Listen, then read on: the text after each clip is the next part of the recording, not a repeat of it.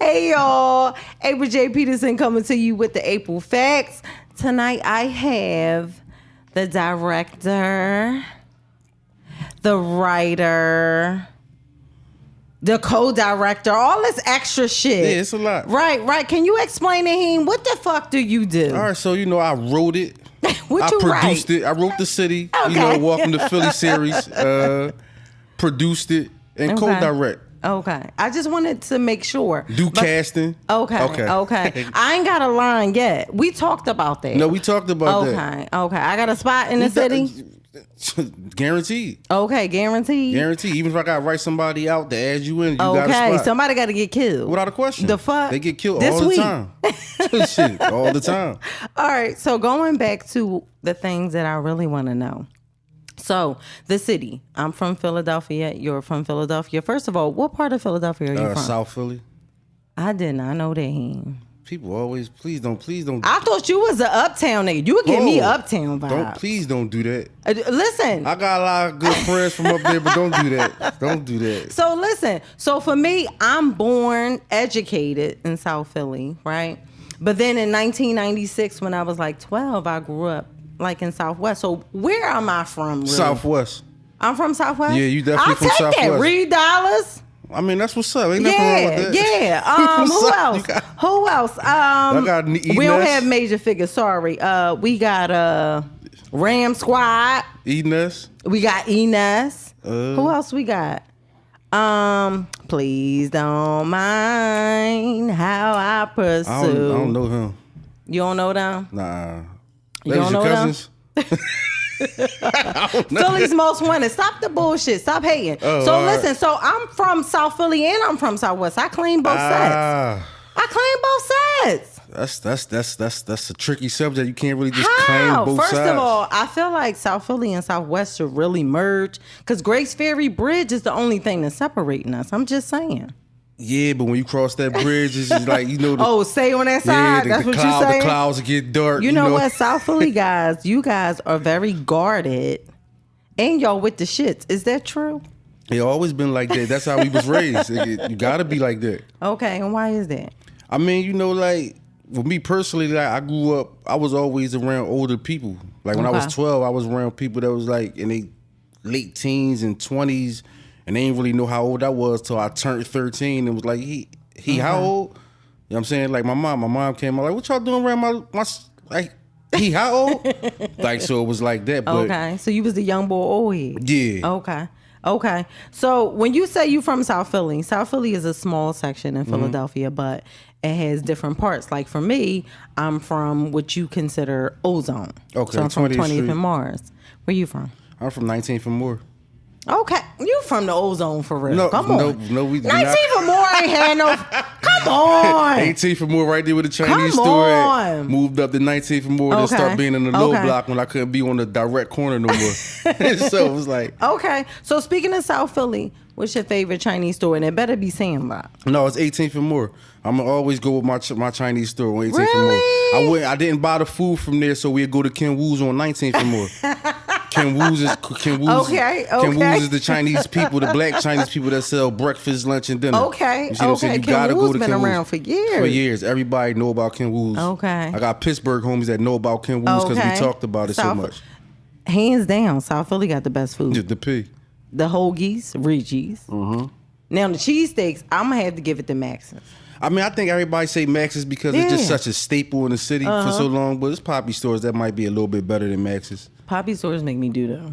But I'm just saying it depends what Poppy's. If they from the P, then they know how to do it. You see what I'm saying? So it's like okay. That's all. Okay, so getting into the city, like one thing that I want to highlight more than anything is that you and I have something in common. I'm an ex-offender. You're an ex-offender. And being an ex-offender is very difficult to maneuver in the world and, get back on your feet or whatever the case may be. So for someone like you who has spent some time being incarcerated, were you being creative when you were in those spaces? Like, how did the city get started? That's what I want to know. All right, so every time I got locked up or went to jail, like I always locked in on writing. So I just write, and like with me, stories come together as I write.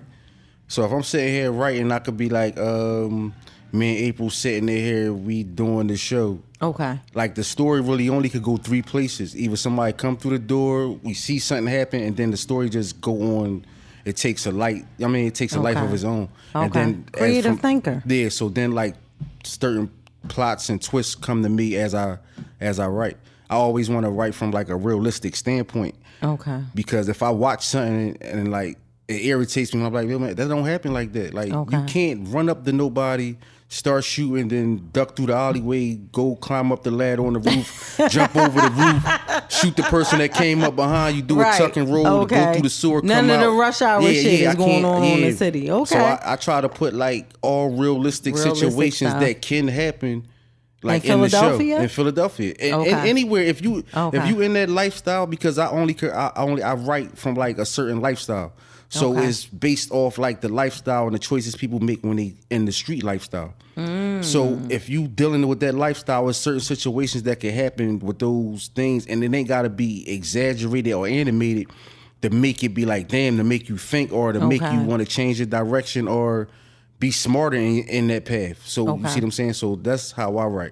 Okay. I like that. So another person that's involved in the city that I'm actually a fan of, Jew. Yeah. Shout out to Southside Jew. Shout out to Southside Jew. Shout out to Shaquilla in that fucking coat.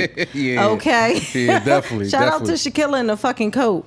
But how do you manage like developing the city, right? And I know you have a vision of what Philadelphia looks like, but in the midst of that, are you telling real stories or are you exaggerating things that you've seen? All right, so the best way to put it, they not like a person can't be watching and be like, oh yo, that was me last week. I don't do it like that. But what it is in the streets, every situation always plays out. Okay. Over and over. It's always just gonna be different people, different times, and different places. So it's like when you see it, like if I'm sitting in the car and I got a bunch of drugs in the car, and then a person that I see I'm going to war with, I see him walking up, he pull out a gun, I pull out a gun. Somebody gets shot, somebody get away, somebody might not get away. Okay. Somebody in the doorway seen it, they called the cops, or they didn't call the cops. He came back to them, said, yo, you know what happened, yo, don't say nothing. Like it's certain things that's gonna happen. Okay. That's just realistic. It's just life when you involved in those situations. Okay. It's always be like that. So it's like all of them is realistic. So I wouldn't say they like exaggerated. It's just a situation that can happen. Okay. And this is going to be the outcome of that situation. I'm just creating the outcome. Okay, cool. So you're from the P, right? Mm-hmm. What's up with the niggas in the P? Why they so controlling and fucking crazy? At least in my experience. I've dated a few guys from the P and they don't fucking play, to say the least. You have something to say on that? I mean, that's just that's the environment. That's just how it is. Like, okay. I mean, depending on how you was brought up and your upbringing and your morals, your principles and values and what you believe in, you gonna act accordingly to that. Okay. And I'm mentioning this because I'm so grateful that I spent 12 years of my life deep rooted in South Philly so I can understand the culture, because it's a totally different culture than other places in Philadelphia. Philadelphia is very unique because we have North Philly, South Philadelphia, Northeast. What else? Who Southwest. But it's a different culture in all those different places. Like we have similarities, but for example, South Philly is like the place like not a lot of us, and I'm going to include myself because I still have my South Philly traumas and my South Philly things with me. People from South Philly don't come out of South Philly. You know what I mean? South Philly is like an island of its own. And people from West Philly, Northeast, and Southwest come to North Philly and migrate. Yeah. But one thing, and I always had this debate, this conversation with different people about this, right? because like all like different parts of Philly got certain stigmas attached to them. Yes. And so South Philly, like for years and years, oh no, they shiesty. They don't go down there. They shiesty. The girls will set you up, right? So I had this conversation. So then I asked her like, "Then when you went there, who set you up?" Oh no, nobody. My man told me that. All right, but who set your man up? No, because his old head was telling him. So like, these are stories that go back generations that just carry on, and people run with it. Because like, if you really ask somebody like, who set you up in South Philly, or who did this, what girl set you up down there, they really can't never come up with an answer of their own experience that it happened to them. It's always they heard this, that, and the third. So it'd be crazy though. But like I said, like all those type of stigmas is everywhere. Because you'll have a girl that's from South Philly that's dealing with somebody from somewhere else, and when you be like, "Yo, Dan, what's up? Let's get him," you ain't getting him. Right. That's my dude. Like they don't. That's not their character. They not just out there like, oh, I'm gonna go meet me somebody and then I'm gonna go set him up with somebody from South Philly. It don't work like that. That's just not. And it depends on the females and the group of niggas that you associate with. So being a part of the city, what opinions do you have of the city of Philadelphia? Because it's a lot of crime, and I'm just gonna put it out there and say it like Philadelphia is a city where when we love you, we fuck with you, we die with you. Yeah. Okay, we're a passionate group of people. But on the flip side of things, I feel like it's a lot of hate here. It's a lot of gatekeepers. Like, have you had that experience with being a Philadelphia resident in entertainment? Well, as far as me, I don't really pay it no mind because I look at it like this. You can't stop me from doing what I'm gonna do. I understand like what people be saying, like people gonna hate on you or fuck with you or not fuck with you regardless, but I can't let you dictate what I'm about to do or I'm not doing it because I've been through too much. I've been through too much like in my life, period, to allow me to give somebody that much like power for me to be thinking about them hating on me. You see what I'm saying? It's like, so you got tunnel vision, basically. Without a question. I don't see you. Just don't play with me and we keep it pushing. That's it. Like I'm in the transitional phase of trying to be a businessman. I'm transitioning, but don't like he's an ex-offender. He's trying. You see what I'm saying? Leave me alone. To integrate. I'm trying. And I hate to use the word integrate. No, because that's what it is. But yeah, I'm an ex-offender too. So I have a mindset of survival, unfortunately, right? And I'm learning new ways to maneuver in this world. But the survivor in me is I'm not dealing with the bullshit, but at the same time, I've been through so much that I'm fearless. Definitely. You know what I mean? So that fearlessness, it sounds to me that you used that fearlessness and channeled it into something positive. Exactly. I mean, I just lock in on what I'm doing. I look at it like this. So everybody like the daily stresses and daily stresses of the life out here that people go through, it don't really affect me the same way it might affect them. Like everybody stress about certain stuff. But certain things, I just don't care. I'm going to keep it pushing because I already been in a situation where I was locked up for years. Like I had to, like I'm free now. So I be looking at it like I'm free. I'm not stressing about nothing. I'm not stressing about nothing out here. I got friends that I talk to every day that call from jail. Got friends that's never coming home that's trying to get out, that's been locked up 15, 16 years or that's fighting death penalty cases like right now. That I talk to them every day. They keep me grounded. I can't talk to them on the phone and be like, yo, man, it's tough out here, man. It's hard out here. They ain't trying, ain't nobody supporting what I'm doing. They don't like support what you doing, but stop bitching. Like that's how we talk to each other. Like, what is you talking about? We not doing that. Do you feel like being incarcerated changed you or changed your perspective about how you move now that you're free and not, state property? No, definitely. I feel like that anybody that's I feel like people that's incarcerated, right, and that come home, if they keep that same mentality, then they winning over 85% of everybody that's in the street already. Absolutely. Because my chase is not your chase. Like what you focus on, I'm not focused on. Like I ain't got to spend a certain amount of money on this or that to, gain some type of attention or nothing like that. I just wore a certain color outfit, a certain outfit for years straight. So now to come out here and be locked in, I'm not doing it. I don't have to do that. That's not on my mind. It don't matter to me. So it's like certain things, and if you locking on what you doing, then like my chase and your chase is different. Got it. You see them? So that's how I look at it. I just stick on like this. What I'm gonna do. This the blueprint for it, and I'm gonna lock in and do it. Okay. Lock in. All right. So the city, because you're so bold enough, right, to create something about Philadelphia that discusses Philadelphia issues and Philadelphia problems and Philadelphia crimes, right?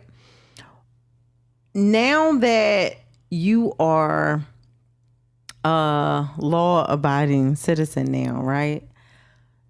I look at your work and I'm like, are you still like fascinated with the things that you shouldn't be connected to? Like, do you feel like you're fascinated with crime, or are you just telling the stories that you've been accustomed to? I mean, it was a lifestyle that I was involved in since I was 12 years old. So it's not a fascination. So I look at it like this. Anybody that wake up and be like, yo, man, I love this, they really ain't never been through nothing, because everybody that's really like knee deep involved for real, in real life, they all searching for an exit. Some people just don't know how to exit. You see what I'm saying? So it's like, it ain't a fascination. It's like I see it every day. I got friends, I got family, I lost friends, lost family. Still got friends that I talk to every day. And like one thing about, and then when you be locked up, right? What jail does, right? It strips you of all the facade shit. So now what it is, like when you naked in there, you see what I'm saying? So basically out here, like a lot of people, they could be chameleonaires. Okay. And what I mean by that is I could go ahead and get, right now, go get some Amaris, go get some Louis, go get some Prada. I could put all this on. I could go ahead and find a way to go and get some money real quick. I could put the money in my pocket. I could do the little so now I could blend in with other people that I really can't blend in with. Okay. But now when you get to jail, all that's gone. So now you can't blend in with motherfuckers that your character gotta match their character. You can't be a corny nigga, and when I say corny, I'm talking about your character flaw, like your morals and principles is shot. You can't walk around with me. We the same person in here.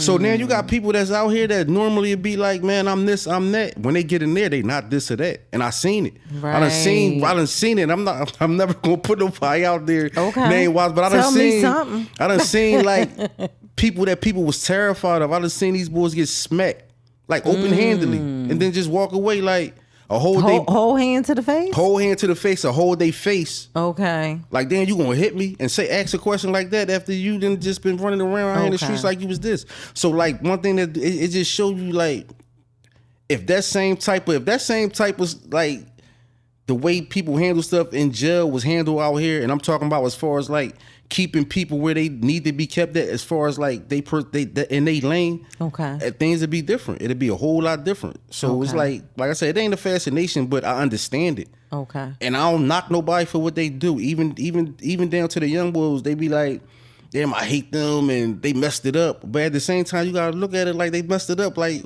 who showed them how to mess it up? Right. You see what I'm saying? Like, so you not gonna take no accountability for that? Right. It gotta be a way. It gotta be. It had to start somewhere. And I'm the self-proclaimed accountability coach. Like, I am at a place where I am very concerned about the direction that our people are going in. Okay.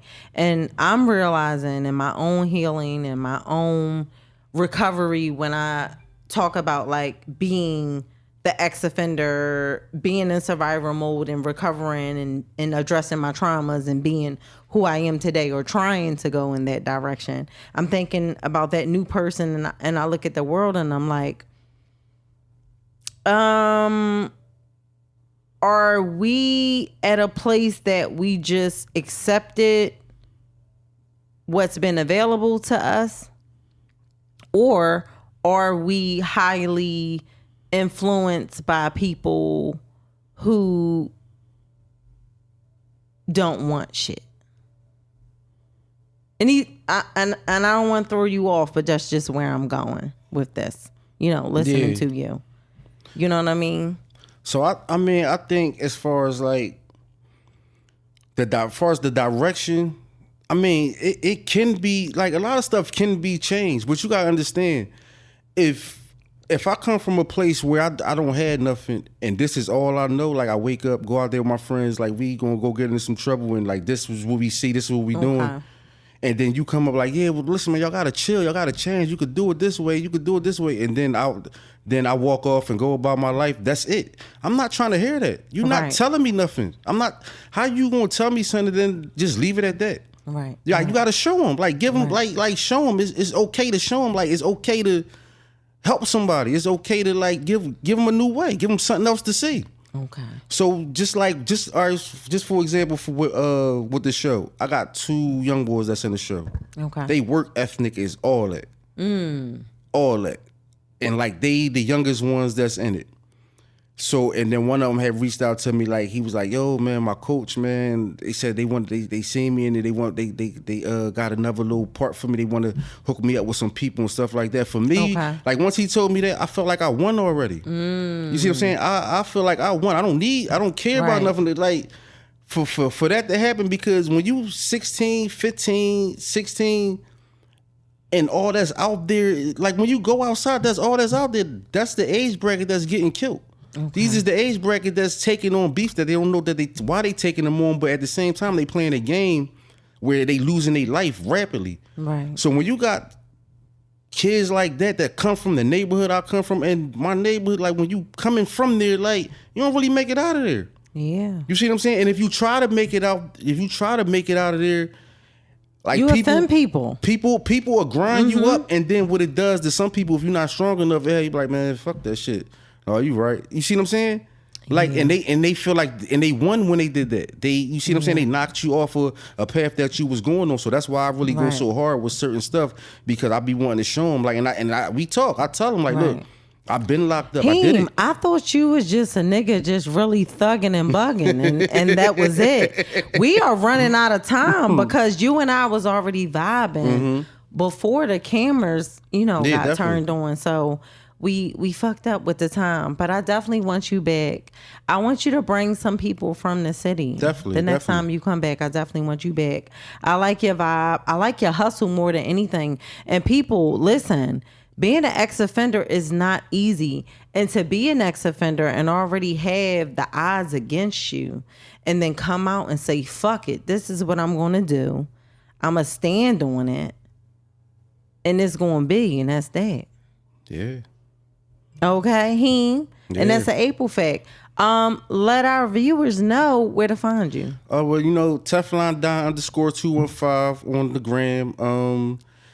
All the full episodes of The City is now on my own streaming platform that I created myself. Is A1 Media, AONE Media, media.uscreen.io. So now you'll be able to purchase the episodes. They only $4. $4 to rent it. That's it. $8 to buy the episode. $15 for the whole season. Like straight damn, up South Philly nigga. It's only. Yeah, it's only. Shit, you buying apes and shit. Like damn, support a nigga. I ain't never tell nobody, man. I'm out here, man. So Thank you, Heem, for showing up. You gonna come back? No, definitely. Just let me know. We up here. Like we'll fill it up. Since I met you day one, you've been a real one, and you a man in your word. I fuck with you, and you're talented. I like your work. Keep it the fuck up. The fuck, and definitely. That's April J. Peterson. April fact.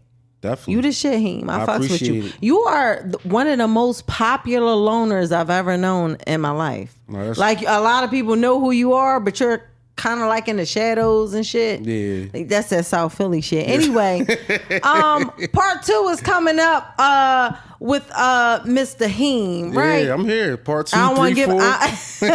And all that shit. And that's the April fact coming from the accountability coach. Good evening. The fuck?